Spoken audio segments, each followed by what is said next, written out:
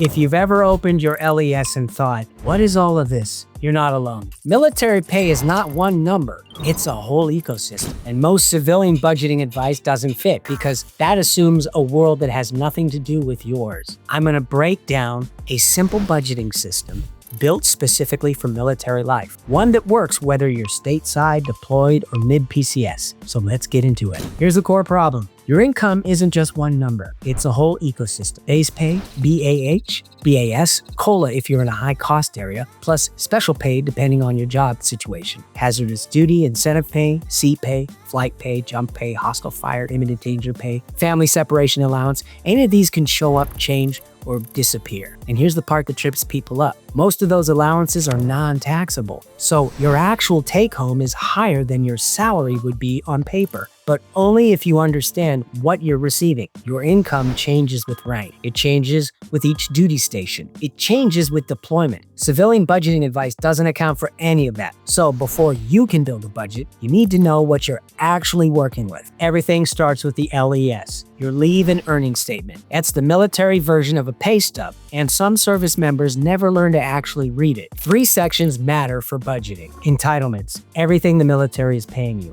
Base pay, BAH, BAS, any special pays. That's your real income. Deductions, what's coming out? Taxes, SGLI, TSP, contributions. Allotments, automatic payments you've authorized. Bills, savings, car payments, family support, it's whatever you've set up. If you're not reading your LES every pay period, you don't know what your real income is. You don't know what changed. And you can't build a budget on the number you're just guessing at. So pull it up on MyPay. Know your numbers before you budget a single dollar. Once you know your real income, here's the simplest system for managing it. 3 buckets. Bucket 1, fixed expenses. These don't change month to month. Housing, car payment, insurance, phone, childcare, subscriptions, the non-negotiables. These should be covered by your base pay plus BAH. If your fixed expenses are exceeding that combination, you have a structural problem that no budgeting app is going to fix. Bucket 2, that's your variable expenses. These change every month. Groceries, gas, eating out, entertainment, personal spending. BAH leans toward fixed expenses.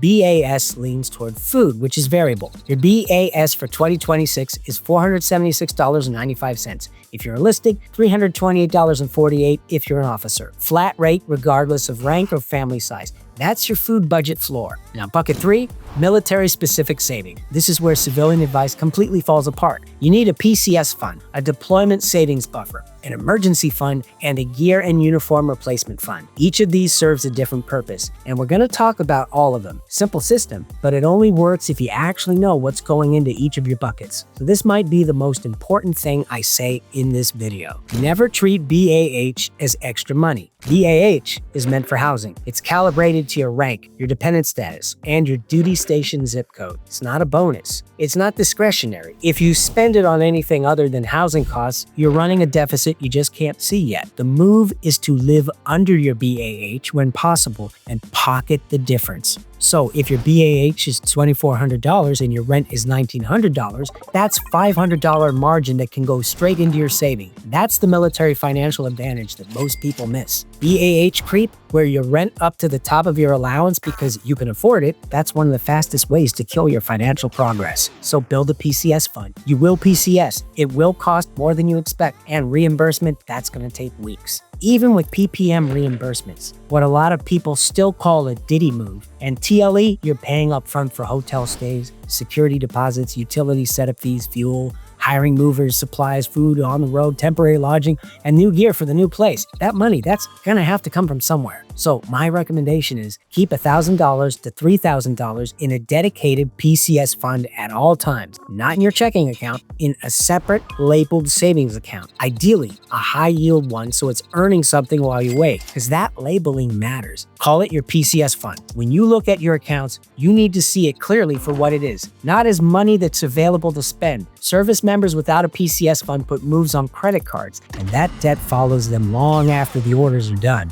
Now, inside bucket 3, there's the emergency fund. That's your most critical line item. So let's talk about it properly. An emergency fund, that's a tool. It's not a trophy. Not a number you hit and protect forever. It's a tool you reach for when the situation calls for it. And it has a job. Before you pull from it, apply this filter. 3 words: unexpected, necessary, and urgent. An expense qualifies as an emergency when it hits all 3 because it came out of nowhere. And it's got to be dealt with, and it can't wait. Sudden home repairs, that's the fund. If your vehicle fails inspection, you need to get on base, well, that's the fund. And a defus error that leaves you short on rent, that's the fund. Now, a new uniform item because yours is worn, that's just planned maintenance. Build it into the regular budget. Your buddy's going away party, that's a social expense. That's the same thing. You keep the emergency fund clean. You will drain it sometimes. A bad PCS, a rough month, it's something you couldn't plan for. When that happens, you used it correctly. The mistake isn't draining the fund, it's draining it and not rebuilding it. So the cycle is build, use, rebuild. You'll repeat that cycle more than once in a military career. Every time you rebuild,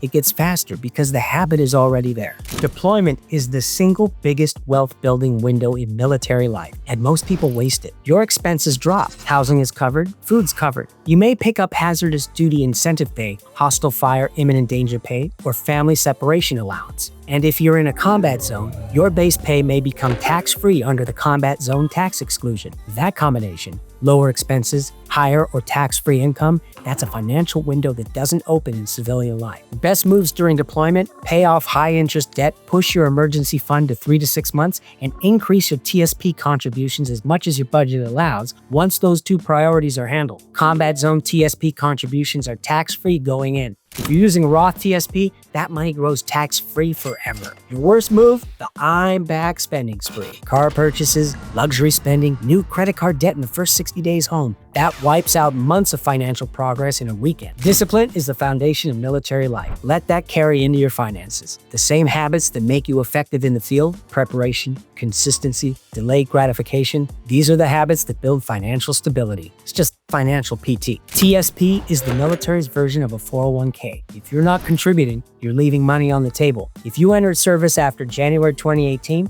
you're under the blended retirement system. So here's how exactly the match works. From day 1, the government automatically contributes 1% of your base pay, whether you put in anything or not. After 2 years of service, the government will also match your own contributions, dollar for dollar, on the first 3% of your base pay. Then 50 cents on the dollar for the next 2%. That's up to an additional 4% in matching, for a total potential government contribution of 5%. But if you only capture that 4% match if you're personally contributing at least 5% of your base pay. If you're not, you're leaving free money behind. The fees are among the lowest of any retirement account in the country. The funds are simple. It's automatic. There is no easier financial win available to you. And if you're deployed to a combat zone and contributing tax-exempt combat pay into a Roth TSP, those contributions go in tax-free, and qualified Roth withdrawals can be tax-free later. That is one of the strongest wealth-building opportunities available to service members. Set it up through MyPay. Contribute at least 5% of your base pay to capture the full government match. Increase by 1% every time you get a pay raise. Military life, that will test your financial system. Field ops, deployment,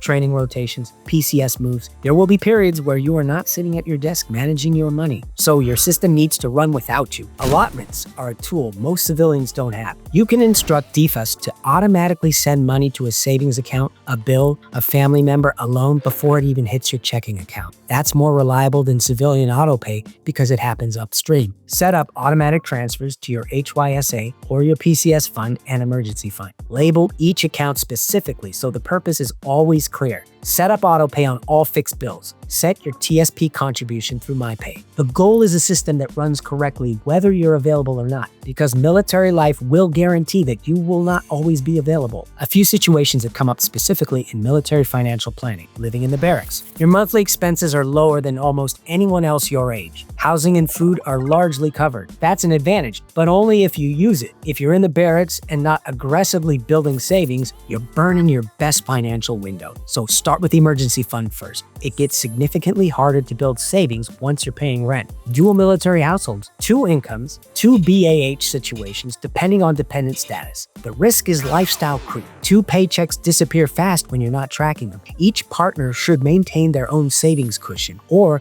you run a shared fund size for both. Don't assume the other income covers the gap if one of you deploys or hits a defus issue. And when you're approaching ETS or retirement, your budget discipline matters more as separation approaches, not less. The income gap between military pay with allowances and a starting civilian salary can be significant. Job searching takes time. Benefits gaps happen. Go into your transition with at least 3 months in savings, ideally 6. The civilian world doesn't have allotments and military-grade autopay. You're going to need that cushion while you rebuild your financial system from scratch. So here's some tools that actually work. The people who struggle financially in the military aren't struggling because they don't make enough. They're struggling because no one ever showed them the system. But now you have the system. The reps start now. If this was useful, hit like and subscribe. It helps more than you think, and it keeps this content coming. We'll have links in the description to budgeting tools and HYSA options that we actually recommend. And if you haven't seen the emergency fund episode, that's your next watch. The emergency fund lives right here in bucket 3,